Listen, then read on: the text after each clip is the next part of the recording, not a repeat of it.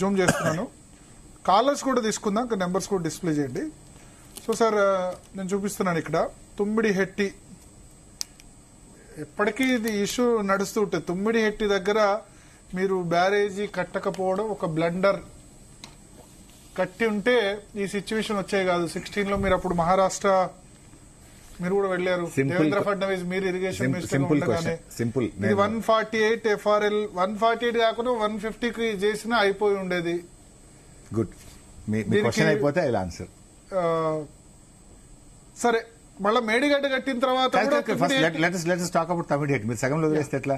Tummidihatti కట్టకపోవడం blunder అని మీరు comment చేసిండ్రు. Let me answer the question. అసలు ప్రాణహిత చేవెళ్లకు ఎప్పుడు శంకుస్థాపన వచ్చింది, ఎప్పుడు జీవో వచ్చింది? 2006. 2006లో రాజశేఖర రెడ్డి ప్రభుత్వం ప్రాణహిత చేవెళ్ల ప్రాజెక్టుకు ఫస్ట్ జీవో ఇచ్చింది, 17,000 కోట్లు. 2007లో 34,000 కోట్లకు జీవో ఇచ్చిండ్రు. 2008లో 40,000 కోట్లతోని డిపిఆర్ సిడబ్ల్యూసీకి పంపిండ్రు. 2007 నుంచి 2014 8 సంవత్సరాలు కాంగ్రెస్ ప్రభుత్వం ఈ రాష్ట్రంలో అధికారంలో ఉంది. మహారాష్ట్రలో కాంగ్రెస్, ఇక్కడ కాంగ్రెస్, ఢిల్లీలో కాంగ్రెస్. 8 ఏండ్లు మీరు అధికారంలో ఉండి తమ్మిడిహట్టి ఎందుకు గట్టలేదు? నంబర్ 1. తమ్మిడిహట్టికి ఎందుకు మహారాష్ట్రను ఒప్పించలేదు? 3 చోట్ల కాంగ్రెస్ ఉండి అల్టిమేట్ పవర్ ఉండి 8 ఏండ్లలో మీరు తమ్మిడిహట్టి కట్టని మీరు మమ్మల్ని అడిగే హక్కు ఎక్కడిది? నంబర్ 1. నంబర్ 2, ఇది మహారాష్ట్ర ముఖ్యమంత్రి ఆనాటి మన ముఖ్యమంత్రికి రాసిన లేఖ. ఏం రాసింది ఇందులో? It is also requested that the state government should not proceed with ఇది పృథ్వీరాజ్ చౌహాన్, మహారాష్ట్ర ముఖ్యమంత్రి, మన ముఖ్యమంత్రి కిరణ్ కు లెటర్ రాసిండు. It is also requested that Andhra Pradesh government should not proceed with unilaterally decided layouts and control levels as it may lead to unfruitful expenditure. Letter కూడా చూపిస్తున్నారు. Unfruitful expenditure. నేనేమంటున్నా అంటే 8 ఏండ్లు మీరు అధికారంలో ఉండి ఎందుకు మహారాష్ట్రను ఒప్పియలేదు? ఆ రోజు ఎందుకు 148 కు మీరు కట్టలేదు? ఎందుకు మీరు కేంద్ర ప్రభుత్వం మీరే మహారాష్ట్ర కాంగ్రెస్, ఇక్కడ కాంగ్రెస్ ఉండి ఎందుకు చేయలేదు? అంటే మహారాష్ట్ర ఆ రోజు ససేమిరా అన్నది మీరు కడితే మీరు పెట్టిన ఖర్చు అంతా కూడా వృధా అవుతుంది అని చెప్పి ఆనాడు ముఖ్యమంత్రి గారు ఈ లేఖ మన రాష్ట్రానికి రాసింది. అంటే ఇట్ ఈస్ దాట్ 8 ఏండ్ల అధికారంలో ఉండి అనుమతి దేలే, మీరు కట్టుడు ఇడిచిపెట్టండి. సరే, అంటే వాళ్ళని వదిలేండి. ఎందుకంటే సమైక్య ప్రభుత్వం, సమైక్య అంటే ఇదే ఉత్తమ్ కుమార్ రెడ్డి మంత్రి, ఇదే కోమటిరెడ్డి వెంకటరెడ్డి మంత్రి కదా, మీరు తెలంగాణ బిడ్డలే కదా. అంటే ఆ రోజు మీరు కాంగ్రెసే మోసం చేసింది. నంబర్ 1. నంబర్ 2, ఇది మేము ప్రభుత్వం వచ్చినాక 1 నెల రోజులకు నేను మహారాష్ట్రకు వెళ్ళిన. 1 నెలకు వెళ్ళి అప్పుడు కాంగ్రెస్ ప్రభుత్వమే ఉండే. ముష్రిఫ్ అని ఒక ఇరిగేషన్ మినిస్టర్ ఉండేవారు. ఆయన వెళ్ళి కలిస్తే ఆయన ఒక మాట అన్నాడు, బైసాబ్ 7 ఏండ్లు మీ కాంగ్రెస్ గవర్నమెంట్ ఉండి అడిగితేనే మేము పర్మిషన్ ఇవ్వలేదు. ఇక్కడ మా దగ్గర బాగా ఉద్యమాలు జరుగుతున్నాయి, పోరాటాలు జరుగుతున్నాయి, మేము ఒప్పుకునే ప్రశ్న లేదు, యూ ఫర్గెట్ అబౌట్ దట్ అన్నాడు. లేదని చాలా రకాలుగా ప్లీడ్ చేసినాం, బతిలాడితే ఒక మాట అన్నాడు, 6 నెలలు అయితే ఎలక్షన్ ఉంది బైసాబ్, మాకు 7 ఏండ్లు ఒప్పుకోలేక ఇప్పుడు ఎలక్షన్ కూడా ఒప్పుకుంటామా, ఎలక్షన్ అయినాక రాపో చూద్దామన్నారు. ఎలక్షన్ అయిపోయింది, బీజేపీ. నేను 3 సార్లు గెలిచిన. ముషరిఫ్ మినిస్టర్ ఫర్ ఇరిగేషన్, కాంగ్రెస్ ప్రభుత్వం, మహారాష్ట్ర. నెల రోజులకే పోయినా నేను, ఒప్పుకోండి అని బతిలాడినాం. He said no. ఇక ఎలక్షన్ అయినాక రాపో అన్నాడు. ఎలక్షన్ అయినాక బీజేపీ గెలిచింది. అక్కడ కర్ణాటకలో ఇరిగేషన్ మినిస్టర్ గా పార్టీలో ఒక మినిస్టర్ గారు వచ్చారు. ఆయన నెల్లి కలిశాను 2 సార్లు. 2 సార్లు గిరీష్ మహాజన్, ఆయన నెల్లి 2 సార్లు కలిశారు. He said no, nothing doing. Then KCR గారు స్వయంగా వచ్చినారు. గవర్నర్ విద్యాసాగర్ రావు గారు ఉంటే ఆయన సహకారం తీసుకుని ఫడ్నవీస్ ముఖ్యమంత్రి గారిని కలిసి బతిలాడినాం. He said no, nothing doing, we will not. ఒప్పుకునే ప్రశ్నే లేదు. ఉద్యమాలు చేసిన వాళ్ళు మేము, దీనికి వ్యతిరేకంగా అరెస్ట్ అయిన నేను, ఇప్పుడు నేను ముఖ్యమంత్రి, నేను ఎట్లా ఇస్తాను, నథింగ్ డూయింగ్ అన్నాడు. Let me so they said no. Congress ప్రభుత్వం గెలిచినాం, బీజేపీ ప్రభుత్వం గెలిచినాం, ఇద్దరు కూడా నో అన్నారు. అంటే ఇప్పుడు కాంగ్రెస్ ఒక 7 ఏళ్లు వృధా చేసింది, మేము ఒక సంవత్సరంలో 20 ట్రిప్పులు కొట్టినాం మహారాష్ట్రకు. They said no. Meanwhile ఒకటి ఏం జరిగిందంటే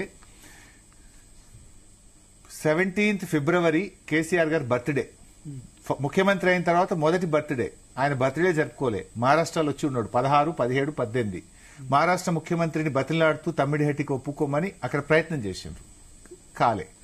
మాకు ఇన్ బిట్వీన్ 4th March 2015, 4 మార్చి 2015, ఈ మార్చి లోపు మేము జూన్లో గవర్నమెంట్ వచ్చింది. జూన్ టు మార్చ్ 9 నెలలు. 9 నెలల్లో మహారాష్ట్ర మంత్రులను, ముఖ్యమంత్రులను 6 డజన్ సార్లు కలిసి బతిలాడినాం.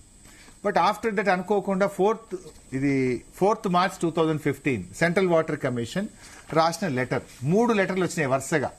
మాకు మార్చిలో ఉమాభారతి నుంచి ఒక లెటర్ వచ్చింది, సిడబ్ల్యూసీ నుంచి 2 లెటర్లు వచ్చినాయి. ఇందులో ఈ లెటర్ నేను అసెంబ్లీలో కూడా చదివి వినిపించిన, page number 5లో para 7. As evident from detailed water availability studies carried out by project authorities and this office in last few years, the net water availability at the barrage location is about 165 TMC at 75% dependability, which includes perceived surpluses from the share of upper riparian states of 63 TMC. ఎగువ రాష్ట్రాలకు సంబంధించిన వాళ్ళకు హక్కు కలిగిన 63 కలుపుకొని, Chhattisgarh, Maharashtra only Maharashtra వాళ్ళకు హక్కు కలిగిన 63 కూడా కలుపుకొని 165 ఉన్నాయి. ఈ 63 వాళ్ళు వాడుకుంటే ఇక్కడ ఉండేది 102. 102లో మీరు తీసుకోగలిగేది ఎంత? మీ అవసరం 160. మహారాష్ట్ర వాడుకోలేదు కదా సార్, అదంతా కూడా అభయారణ్యం కదా? లేదు, అభయారణ్యం కదా. అక్కడ ఏముందంటే G7, G8, G9 అది గోదావరి సబ్ బేసిన్స్. ఆ 3 బేసిన్స్ లో వాళ్ళకి హక్కు ఉన్నది. మీరే అన్నారు చాప్రాల అభయారణ్యం ఉంది అక్కడ వాడుకో. చాప్రాలు ఎక్కడున్నది? తమ్మిడిహట్టి దగ్గర ఉన్నది. తమ్మిడిహట్టి దగ్గర చాప్రాల్ వైల్డ్ లైఫ్ ఉంది. తమ్మిడిహట్టికి నీళ్లు ఎక్కడి నుంచి వస్తున్నాయి?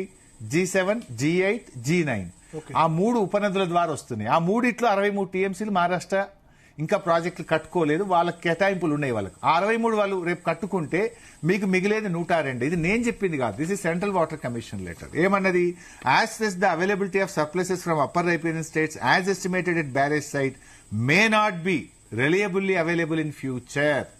The project's authority is advised to review the quantum of divertible flows from Pranahita barrage site considering the overall availability at the location requirement of environmental flows, capacity of pumping, storage, barrage, en route and command area storages.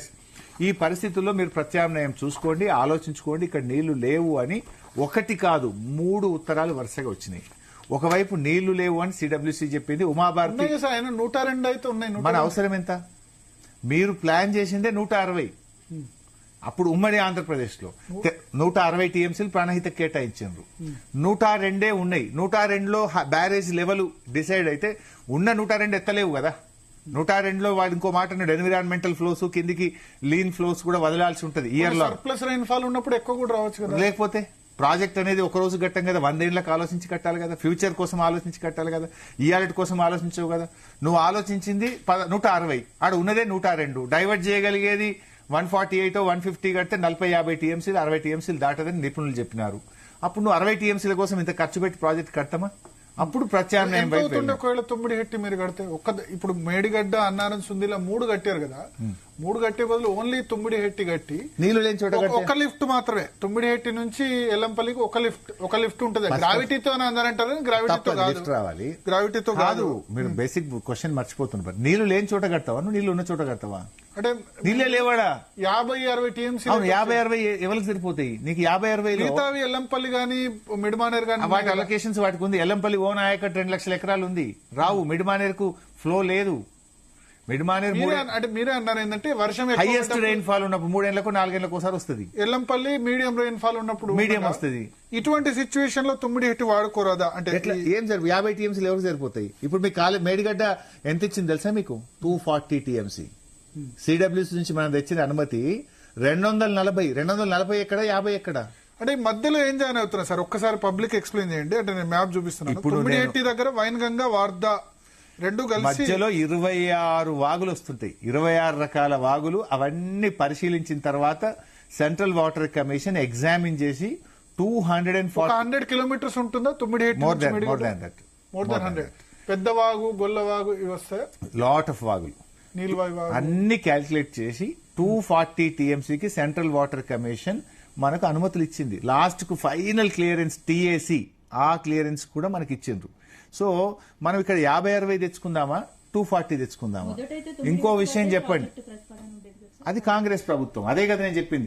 2007 నుంచి 14 దాకా 7 ఏళ్ళు 8 ఏళ్ళు మీ government ఉండి తమ్మిడిహట్టి దగ్గర ఎందుకు అనుమతులు తేలేదు? 8 ఏళ్ళు మహారాష్ట్రలో కాంగ్రెస్, ఇక్కడ కాంగ్రెస్, ఢిల్లీలో కాంగ్రెస్, 3 చోట్ల కాంగ్రెస్ ఉండి ఎందుకు తేలే? అప్పుడు 8 ఏళ్ళు తేలే. ఇప్పుడు కూడా వచ్చి 3 ఏళ్ళు అయింది. మీరు 3 ఏళ్ళు ఇప్పుడు తెచ్చిండ్రా? పోనీ